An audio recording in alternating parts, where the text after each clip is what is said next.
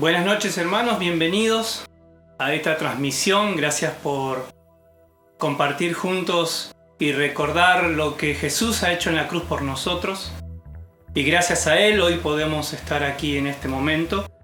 En Tesalonicenses 5 podemos buscar ahí en el versículo 16: estén siempre alegres, nunca dejen de orar, sean agradecidos en toda circunstancia, porque esta es la voluntad de Dios. Así que bueno, acompáñennos a ser agradecidos en esta noche y a recordar lo que Jesús ha hecho por nosotros. Dios les bendiga. De tal manera al mundo tú amaste, que hasta tu vida entregaste, tu costado abierto fue. Y fueron esas gotas de tu sangre que mi corazón limpiaron, me hiciste un nuevo ser. Gracias, te doy gracias por tu amor sin condición en esa cruz. Gracias, te doy gracias por tu perdón, la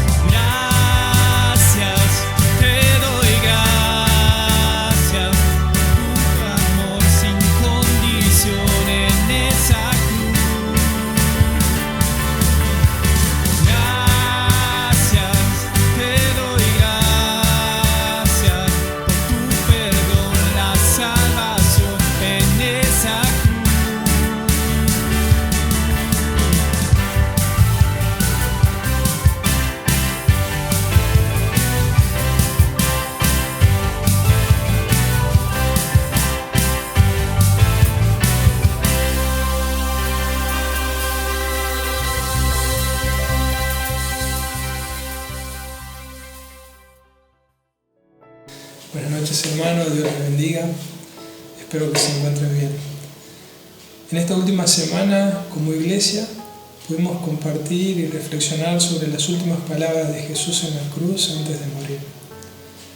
Sin duda, este tiempo es muy importante para nosotros como cristianos, como hijos de Dios, el hecho de poder recordar la muerte y el sacrificio de Jesús en la cruz. Para nosotros esto significó el ser reconciliados con Dios, el poder tener un acceso directo al trono, para poder tener una relación con Dios. Y con respecto a estas palabras, lo que yo quería compartir está en Lucas capítulo 23, versículo 46, que dice: Entonces Jesús exclamó con fuerza: Padre, en tus manos encomiendo mi espíritu. Y al decir esto, expiró. Estas son literalmente las últimas palabras de Jesús antes de morir. Lo que yo puedo sacar como enseñanza de este pasaje y lo que marcaron mi vida fueron dos cosas. Primero, una actitud de completa dependencia del Padre. Saben que las primeras palabras de Jesús que se registran en la Biblia fueron cuando él tenía 12 años. En ese momento, con sus padres, por una festividad judía, fueron al templo, y en un momento dado Jesús se va de la vista de los padres. José y María no lo encuentran y comienzan a buscarlo, y en un momento lo ven que está con los maestros de la ley debatiendo sobre la palabra de Dios. María, enojada, lo reprende y le dice: Jesús, nos preocupaste, te estuvimos buscando. Y la respuesta de Jesús fue: ¿no sabías que debo ocuparme de los asuntos de mi Padre? Las primeras palabras de Jesús registradas en la Biblia tienen que ver con respecto a Él dependiendo de la voluntad de Dios para su vida.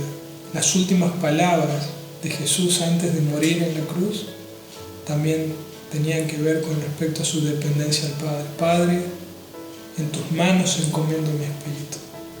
Lo segundo que pude aprender de Jesús y saco de este pasaje es su completa obediencia.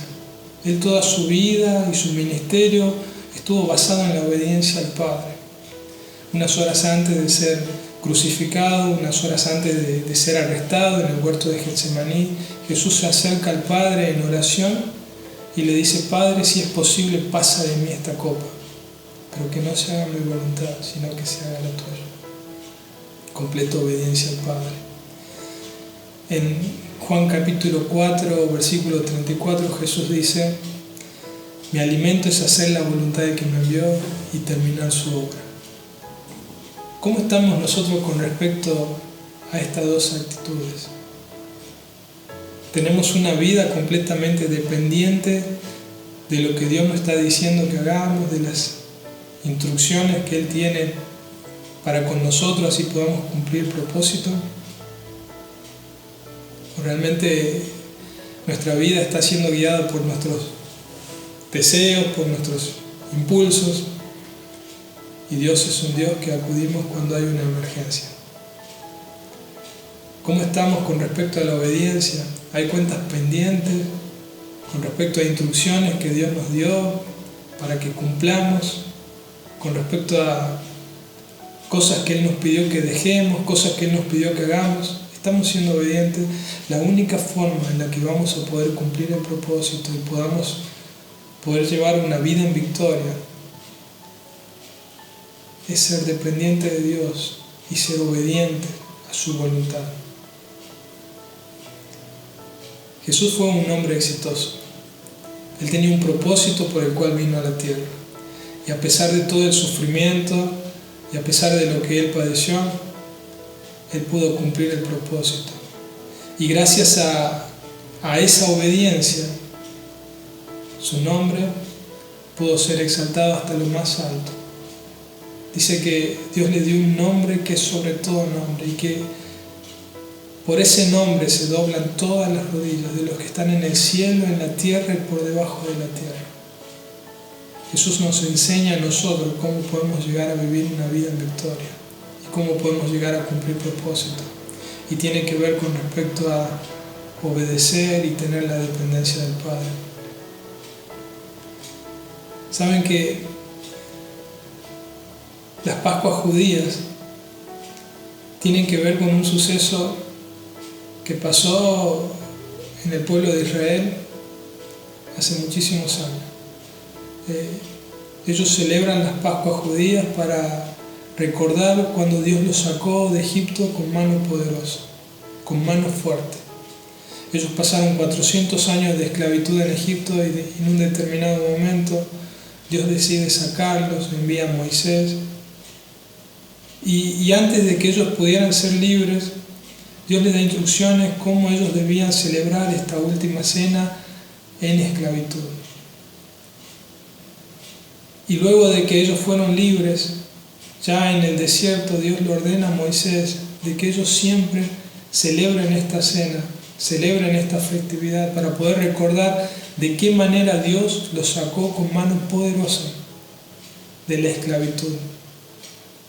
Nosotros los cristianos, los que creemos en Jesús, al celebrar las Pascuas recordamos cómo Dios nos sacó también con mano poderosa de la esclavitud del pecado, nos libró de la muerte a través de la obra de Jesús. Ahora yo estaba pensando en esta frase, con mano fuerte. Cuando el pueblo de Israel salió de Egipto, hubo muchas señales.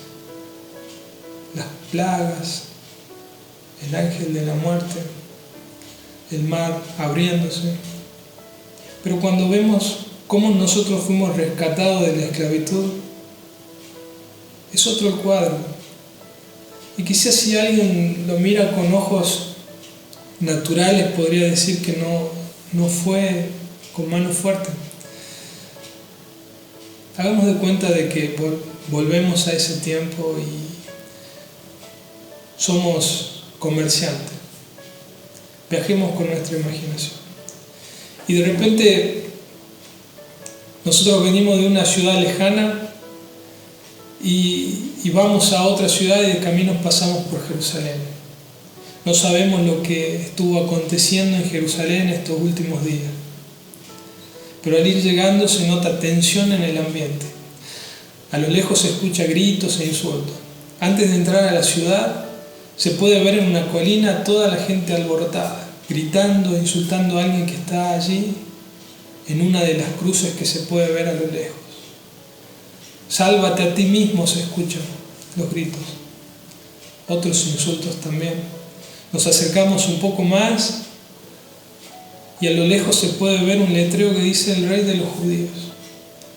Se puede observar a esta persona clavada en la cruz abajo de este cartel, con signos evidentes de tortura, humillado, semidesnudo y agonizando. Luego, por comentarios de gente alrededor, te enteras que este es Jesús, el gran maestro, que enseñaba con tanta autoridad y amor, el mismo que realizó innumerables milagros con gran poder, según lo que algunos decían, el Mesías esperado por el pueblo judío. Ese rey que iba a recuperar el poder de Israel sobre las naciones de la tierra. Entonces, este viajante piensa, este no puede ser el final de un verdadero rey.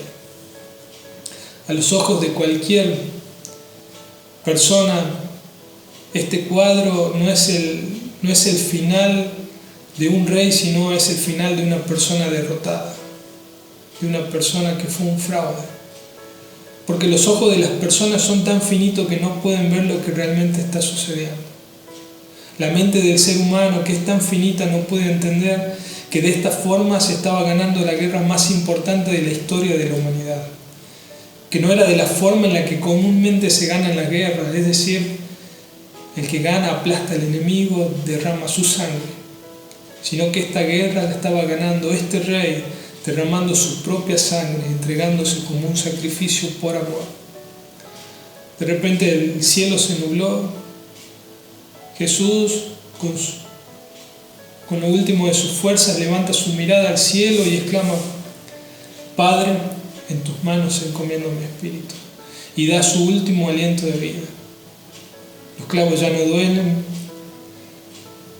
Las espinas de la corona ya no pinchan su frente y las rodillas ya no tiemblan, cansadas tratando de sostener su cuerpo. El cielo se oscurece aún más. La tierra tiembla. En Mateo 27 narra que las tumbas se abrieron y que los cuerpos de muchos hombres y mujeres resucitaron. El mismo soldado al pie de la cruz, aquel que horas antes lo había golpeado y lo había insultado, ahora declara que realmente Jesús era el Hijo de Dios. La cruz en este momento se convierte en el centro del universo y la muerte y el pecado fueron derrotados. Nunca más nada vuelve a ser igual. Es un punto que divide la historia de la humanidad, antes y después de Cristo. Aún los incrédulos cuentan sus años después de Cristo. Lo que quiero decir con esto es que no podemos dejarnos llevar por lo que nuestros ojos naturales ven. Los discípulos y muchos seguidores pensaban en un reino terrenal, en un palacio y en un trono en esta tierra. No pudieron ver el milagro de la cruz. Ahora, si nosotros tuviéramos que describir hoy el cuadro de la humanidad, ¿qué es lo que se pintaría en ese cuadro? Todo depende. Si lo vemos con nuestros ojos naturales, veríamos entonces un mundo paralizado. El sistema que ofrecía el mundo, que parecía tan fuerte, tan imponente, ahora con una economía paralizada, con presidentes que literalmente tienen que decidir entre cuidar las vidas de los ciudadanos y declarar una cuarentena, o no paralizar la economía, que al final, si se descuida la economía, los especialistas dicen que también podrían traer más muertes que el mismo virus. Personas con miedo, angustiadas, viendo cómo hay miles de muertos en todo el mundo. Imágenes de hospitales desbordados, doctores cansados, agonía. De repente nos enteramos cuántos respiradores hay en Argentina, cuánto hay en nuestra ciudad. En las noticias, en la televisión podemos ver 8.000 muertos allá, 20.000 contagiados allá. Incertidumbre sobre cómo realmente lograremos salir de esto. Los templos cerrados, las personas encerradas en sus casas. Ese es el cuadro que podríamos describir y pintar con nuestros ojos naturales. Pero gracias a Dios, nuestros ojos fueron abiertos. Gracias a Dios podemos saber que Él tiene el control y que esta situación no se escapó de sus manos. Ver cómo el sistema del mundo colapsa, cómo los gobiernos y países que parecían tan fuertes realmente no lo son, y que por más ricos que sean no pueden estar preparados para todo esto. Si vemos solamente eso, si esa es nuestra descripción de la realidad, sería solamente ver la punta del iceberg. Nosotros somos hijos de Dios. Cuando a Jesús lo clavaron en la cruz, cualquiera que mirara podría describir un panorama desolador, de derrota. Pero los hijos de Dios pueden entender qué es lo que Dios está haciendo en la profundidad. Como hijos de Dios debemos mirar mucho más profundo, porque tenemos el acceso al Padre para poder descubrir y para poder ver qué hay en su corazón. A Él no se le escapó esta situación, es su control. En este tiempo, como iglesia, debemos fortalecernos desde su núcleo, es decir, desde la familia. Hace ya más de 2 semanas que estamos mucho más tiempo que el que acostumbrábamos a estar juntos. En un mundo tan acelerado, con tantas actividades y compromisos, nunca había tanto tiempo para charlar, para escucharnos, para edificarnos. De repente el velocímetro pasa de 120 kilómetros por hora a 10. Ahora hay que hasta planificar la salida a comprar el pan. Todo se hace más despacio. ¿Qué es lo que Dios nos quiere decir con esto? No podemos salir de esta pandemia, de esta cuarentena igual. No podemos salir sin saber qué es lo que pasará o qué es lo que a nosotros nos toca en este tiempo. Debemos salir más fortalecidos que nunca. Como iglesia debemos ser una luz que alumbre con mucha más fuerza y ser el reflejo de la esperanza que el mundo está necesitando. En este tiempo debemos buscar a Dios en intimidad, conocerlo como nunca antes, que nos hable a través de su palabra y que de esta forma podamos describir en primera persona qué es lo que Él tiene para nosotros con todo esto. Debemos fortalecer los vínculos con la familia. ¿Cuántas veces nos quejamos de que no tenemos tiempo, de que no hay un momento por todas las actividades diarias? Ahora es el tiempo. Ahora hay tiempo.